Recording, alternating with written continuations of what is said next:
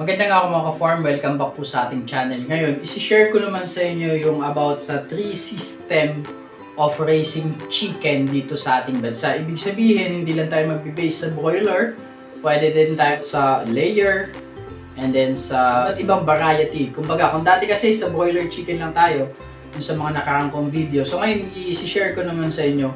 And then, syempre, yung negative and positive about dito sa tatlong system na to.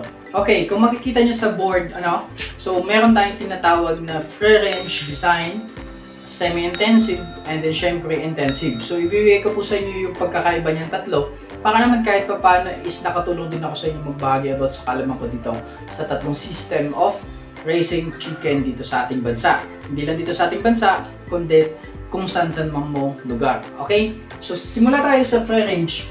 Ang free range kasi, ito yung makikita natin kadalasan na yung manok is alpas lang, walang kulungan. Kumbaga, kung meron tayong total land area na 1,000 square meter, naglalagay lang po tayo ng range net and then nakaalpas lang po sila sa loob.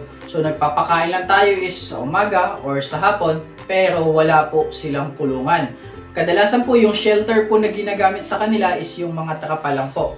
Okay? So, example natin, meron tayong ganito ang example ng ng free range design.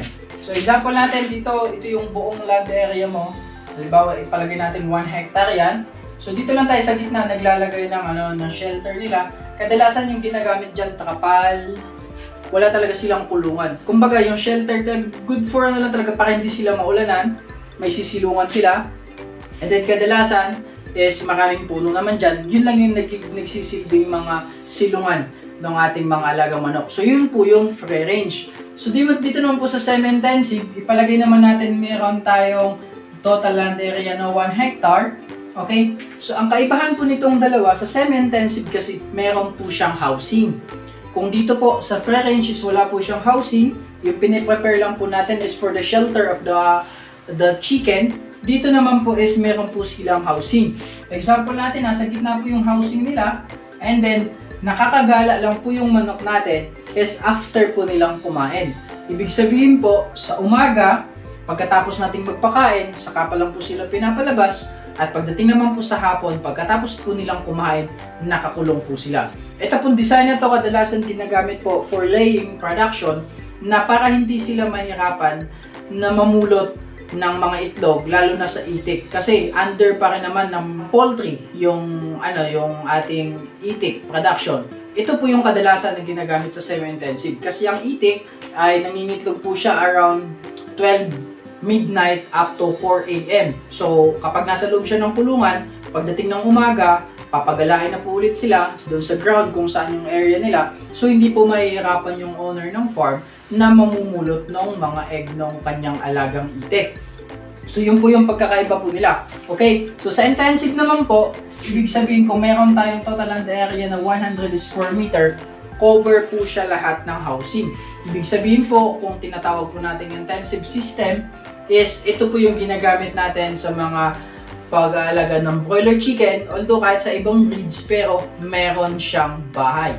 Nasa loob po siya ng bahay, hindi po nakakagala sa labas ang ating mga alagang manok. Dito po intensive system ng ating pag-aalaga ng manok is marami pa pong types yan. Meron tinatawag tayong monitor type, merong tunnel vent type, and then bualaw system, mga ganun. So maraming bagay pa po yan. Kumbaga, itong tatlo na to, ito po yung mga existing na design and system ng pagpa-farm dito sa ating bansa.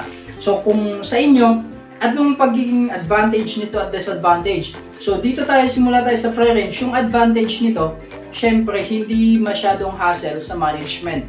Kasi magpapakain ka lang, pababayaan mo lang. So kadalasan din yung mga ginagamit natin na breeds dyan is yung hindi masiselan pagdating sa klima. Kumbaga, kahit okay lang sa kanila, kahit medyo maambunan, mainitan, hindi sila nagkakaroon ng sipon. So yun po yung nakadesign po sila for the free range. Especially yung RIR o yung Rhode Island Red is nakadesign po siya for free range talaga. Mga white leghorns, mga matitibay po yung kanilang mga katawan, hindi po sila agad-agad nagkakasakit. So dito naman po sa ating semi-intensive, ano po yung advantage po niyan? So syempre bilang isang farmer, hindi naman kasi tayo ganun, kumbaga tayo nagsisimula pa lang, wala pa tayong pambayad for manpower, so mabilis siya i-manage. Bakit? Kasi mag-aalaga ka ng manok or ng itik or kung ano mang hayop na aalagaan mo, hindi masyadong mahirap sa'yo kung ang pag-aalaga mo na semi-intensive kasi magpapakain ka and then ikukulong.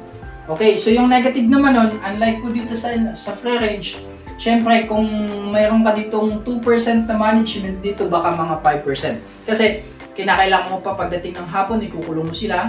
Pagdating naman ng umaga is alpasan mo sila.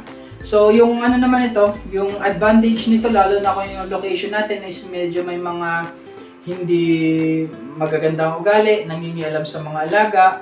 So ito sa semi-intensive, safe yung alaga natin kasi sa gabi nasa loob sila ng kulungan. Okay, so sa intensive naman, yung ginagamit natin na system is napakalaki nito yung makakatulong lalo na sa land area natin. Bakit? Yung land area kasi natin, nami-minimize natin. Example natin, may 100 square meter tayo, nako-cover natin siya ng housing. Unlike siya dito na kinakailangan natin, may bahay siya, may pinapagalaan. Dito naman sa free range, kinakailangan malawak yung total land area natin. So dito, kahit tayo ay medyo limited lang yung area natin, so nakakapag-alaga tayo ng manok kasi hindi naman natin kinakailangan ng napakalawak. Kasi nasa loob lang naman siya ng bahay yung ating mga alagang manok. So, nasa inyo kung ano ba yung design sa ating pag-alaga.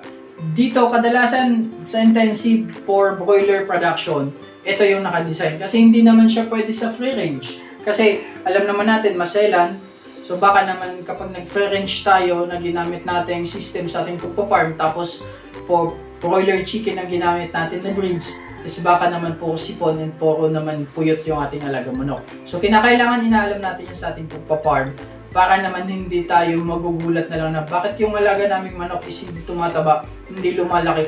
Yung pala yung system of farming natin is mali. Hindi siya angkop dun sa breeds na ating pinili.